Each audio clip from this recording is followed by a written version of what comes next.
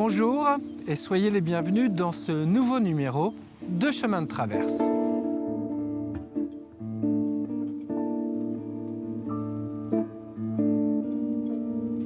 Cette semaine, je vous emmène à La Roche-sur-Yon à la découverte des serres municipales. Elles sont situées sur un terrain de 6 hectares qui abrite des milliers et des milliers de plantes. Des plantes qui ont naturellement vocation à embellir la capitale vendéenne.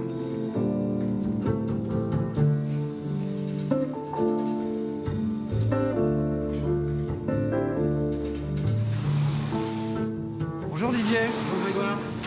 Bienvenue chez nous aux serres municipales. Merci, tu es le responsable d'ailleurs de ces serres municipales. Tout à fait.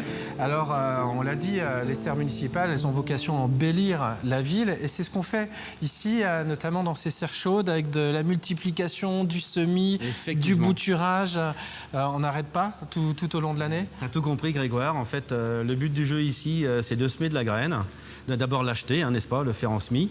Repiquage, rempotage et après mise dans les jardins. On travaille avec les saisons. Donc mes collègues sont en plein repiquage de plantes là actuellement. Donc ce sont les parcs et jardins de la ville comme les plates-bandes et les ronds-points qui sont agrémentés selon les saisons. Tout à fait.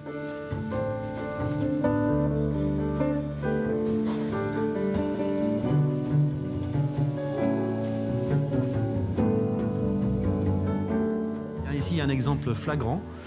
Depuis 3-4 ans, j'ai découvert cette petite plante, l'élexine. Élixine. Élexine, oui. C'est une plante magnifique qui pousse très bien. C'est pas pour... de couvre-sol. Complètement de couvre-sol. D'ailleurs, voici un pied, tu vois.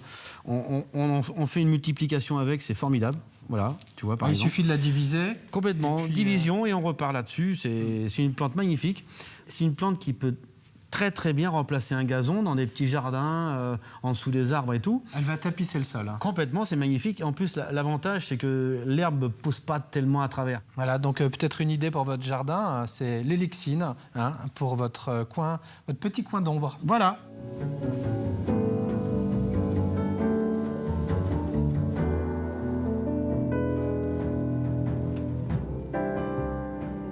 Donc là, on va aller voir Anne, qui est en train de nous préparer des petites boutures aux petits oignons, de coléus. Bon, ça se mange pas, évidemment. Donc voilà, Anne est en train de préparer des coléus parce que nos collègues des espaces verts ont demandé beaucoup de coléus. Alors le coléus est une plante très intéressante au niveau de son feuillage. D'ailleurs, on peut bien le spécifier aussi. Donc en fait, c'est des pieds mères qu'on refait tous les ans. Et ça permet de faire un développement. C'est un travail très important puisque ça permet aussi de ne pas acheter de plantes en direct. C'est économique. Donc on récupère ça sur des pieds existants. Voilà, c'est ça. Et puis, on appelle pieds mères d'ailleurs. On les taille, on enlève quelques feuilles pour que ça reprenne bien, c'est ça? Elle montre exactement le système. On repique et ça pousse.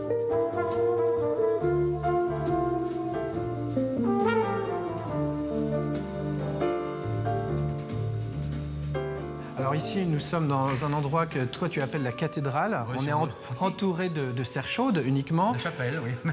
Mais un peu plus loin, on a des serres froides qui, elles, abritent ces plantes destinées à rejoindre les événements, les manifestations. Tout à fait. Et il y a un travail important qui est fait aussi ici sur les essais et la recherche. Et je te propose que tu puisses nous en parler dans un instant avec les plantes allélopathiques. Allélopathiques, les plantes allélopathiques. Je ne sais pas si vous les connaissez, mais Didier va nous en parler. Mais en attendant, je vous propose qu'on s'échappe de La Roche-sur-Yon pour aller à Saint-Martin-de-Fréniaux. C'est juste à côté de Fontenay-le-Comte. Et on va retrouver Jean-Paul Fromont. Lui, sa spécialité, c'est de restaurer et d'accorder les pianos. C'est un sujet signé Cyril Guillet.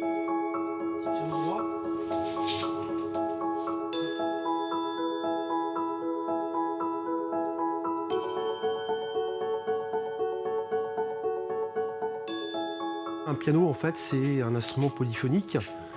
C'est un instrument, c'est comme un orchestre, en fait. Ça va des basses au médium et dessus. Les basses, ça pourrait correspondre à des contrebasses dans l'orchestre. Le médium, ça peut correspondre à un violoncelle. Et après, le violon, ça correspond aux aigus.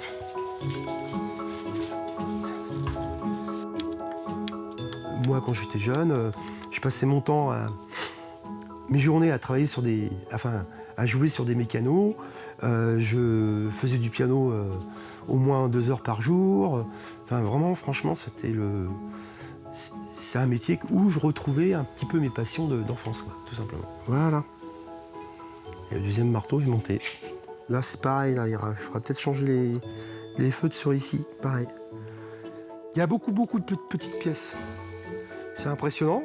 En moyenne, pour refaire un piano complet, avec le montage corde, une mécanique complète, le clavier, on passe entre 100 et 120 heures de travail. Féru de mécanique, c'est tout naturellement que Jean-Paul Fromont s'est tourné vers le piano. Aujourd'hui, il accorde et restaure ses instruments avec le plus grand soin. Savoir affûter un outil, ça c'est important. Savoir se servir d'un tournevis comme il faut. Enfin, voilà, c'est un métier où on travaille beaucoup avec ses mains. Et en particulier, dans le piano, on travaille aussi beaucoup avec ses oreilles.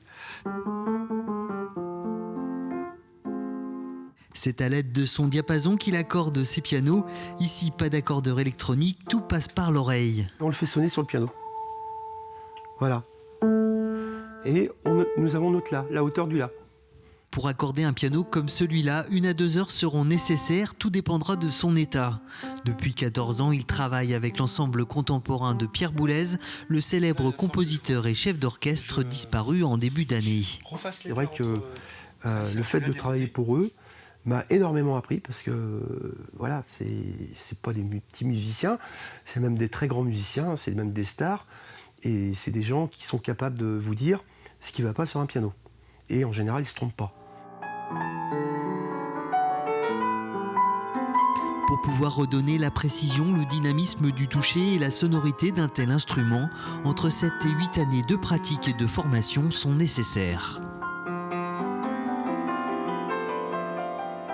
Nous voici de retour au cerf municipal de La Roche-sur-Yon avec son responsable, Didier Pavageau. Alors Didier, ces fameuses plantes allélopathiques, elles ont quoi comme intérêt ? Eh bien, tu es en train de marcher dessus, justement. C'est que c'est fait exprès, ne t'inquiète pas. C'est ça, c'est Voilà, tout petit, là ? Tout simplement. Donc, j'ai pris des exemples de petits pieds, de thym et d'ernaria. Donc, c'est des plantes que les gens, bon, le thym connaissent, mais l'ernaria pas spécialement. L'avantage de ces plantes, c'est ces fameuses plantes allélopathiques. C'est des plantes qui poussent toutes seules et qui se suffisent à elles-mêmes. Et l'avantage, c'est que ça évite surtout aux herbes indésirables qu'on ne veut pas dans les jardins de ne pas pousser. Voilà le résultat qu'on peut tenir 2 ans, voilà. Au bout de 2 ans, ce qu'on a sous nos pieds, ça devient ça sur Voilà, c'est ça. C'est un thym rampant ou un... Complètement, c'est un couvre-sol. Oui. Donc l'avantage de ce thym, justement, c'est que l'esthétique, c'est qu'au printemps, il va fleurir tout rose. Et après, derrière, en marchant dessus, on aura l'odeur. Bon, suivant les thym, bien sûr, on connaît l'odeur du thym. Et je me suis permis une petite fantaisie en mettant un thym Citrodélus qui sentira le citron. Donc c'est vraiment un produit très, très intéressant. Ici, au cerf, tu mises de plus en plus sur les vivaces, qui sont plus économes que les annuels ou les semi-annuels, par exemple. Voilà, et surtout dans le temps. Elles reviennent chaque année. Voilà, on peut réutiliser. Le but du jeu, c'est ça aussi, c'est que les plantes molles, bon, c'est très joli, effectivement.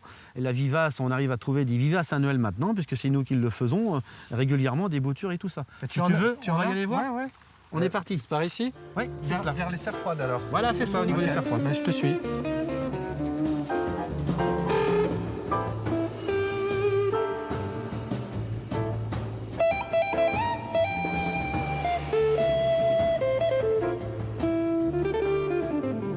Écoute Grégoire, nous voici ici dans les tunnels de vivaces. Donc tout à l'heure on parlait d'économie d'eau. Alors, rappelle-nous ce que c'est une vivace. Alors vivace, c'est une plante en fait qui revit tout le temps. Vivace veut bien dire vivant. Comme celle-ci. Donc voilà, comme celle-ci. C'est-à-dire que elle disparaît un petit peu pendant l'hiver et elle réapparaît au printemps. C'est ça. Alors ça dépend des plantes, mais justement elle refait sa source en hiver. Bon, ici nous avons des agapantes qui sont, parce que le temps est encore assez doux, même si on a une période de froid. Connues pour leur floraison estivale. Voilà, tout à fait. Donc l'avantage ici de pouvoir réutiliser ces fameuses plantes vivaces, c'est que d'abord elles sont beaucoup moins gourmandes en eau, et derrière, si tu veux, le but du jeu, c'est de pouvoir fleurir en évitant les plantes molles qui sont beaucoup plus gourmandes. Donc derrière, nous, on récupère des jardins toutes les agapantes, toutes les plantes vivaces qui sont émises par nos collègues des jardins. Et après, derrière, on fait du rempotage. On essaie toujours d'harmoniser en fonction des jardins centre-ville ou d'ailleurs, mais aussi avec des feuillages. On peut parler de le Cher qui est ici. Le Chéra est une vivace très très jolie, avec des tons chocolat, vert et rouge.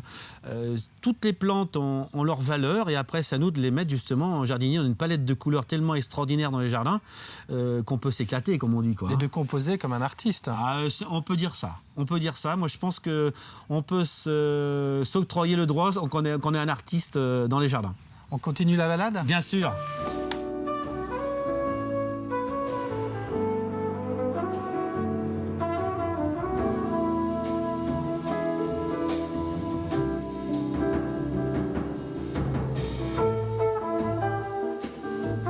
Alors Didier, quand on fait un métier comme celui-ci, j'imagine qu'on est passionné.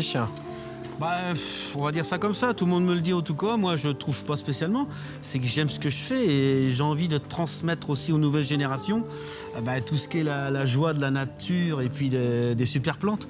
Bon, j'ai vécu quand même dans ce milieu-là plus de 35 ans maintenant à la ville de La Roche-sur-Yon. C'est toute une carrière. Tout à fait, oui. C'était une passion aussi parce que dès le départ, étant jeune, je voulais faire vétérinaire. Mais voilà, les animaux étant, je suis resté auprès de la nature. Et en fait, derrière, c'est vrai que j'ai trouvé ma voie.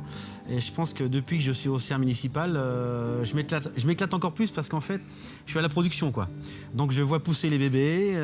Faut de la patience, faut donner le temps que ça pousse.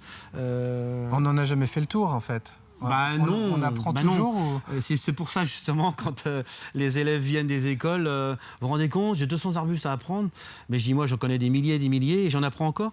Heureusement qu'on n'a pas tout appris, puisque sinon, il n'y a plus qu'à retourner dans la terre, comme les plantes, et puis mourir, quoi. Et je ne suis pas encore rendu là. J'ai envie de me battre jusqu'au bout, et puis, justement, de faire découvrir aux gens ce qui est une passion aussi, comme on le dit, la nature. La nature est belle, elle est bien faite. Il faut surtout la regarder, prendre le temps de l'observer et non pas courir devant. Je prends le temps de me poser devant une plante pour voir l'évolution de sa plante et de voir comment elle pousse, quoi. Merci beaucoup Didier de nous avoir fait partager ce moment avec toi. C'était très intéressant. Et puis nous, bien évidemment, je vous dis à une prochaine fois pour un nouveau numéro de Chemin de Traverse. N'oublions pas quand même que j'ai une équipe derrière moi et je ne suis pas tout seul à travailler là. Non, vous êtes 6. Voilà. Merci à eux aussi. Voilà, merci beaucoup Grégoire.